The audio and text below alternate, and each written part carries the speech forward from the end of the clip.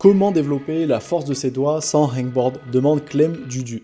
Alors, il faut savoir que qui dit développement de sa force à doigts dit forcément travail à haute intensité.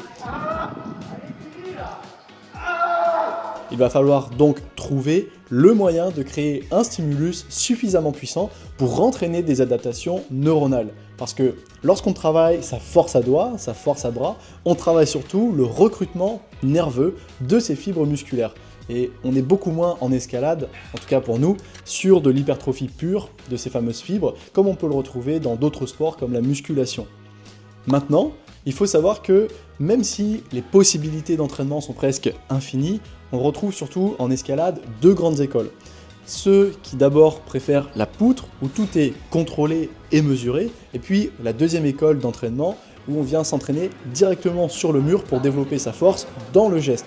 Les deux ont leurs avantages et inconvénients, mais ici, on va surtout se concentrer sur le développement de la force sur le mur. Donc nous, on va se concentrer principalement sur faire des exercices, faire des mouvements dits de bloc et à doigts, c'est-à-dire des mouvements qui ne te permettent pas de rester plus de quelques secondes sur le mur à cause de leur intensité.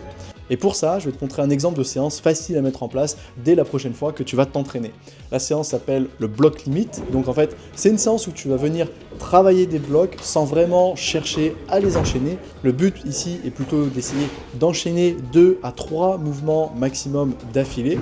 En termes de repos, tu peux rester sur 3 minutes de repos au minimum entre tes essais.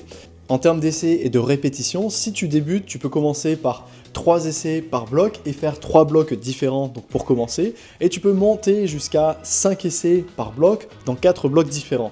Bien sûr, et avant tout, s'il te plaît, veille à être reposé et bien échauffé avant de faire ce genre de séance. Si tu comptes maintenant vraiment progresser et suivre cette séance de manière rigoureuse, je te conseille de la faire au moins une fois par semaine, mais surtout 2 fois semaine si tu veux vraiment des gains. Et donc pour respecter cet état de fraîcheur nécessaire à la réalisation de cette séance, prends suffisamment de repos, environ 72 heures entre chacune de tes séances, c'est-à-dire la première et la deuxième.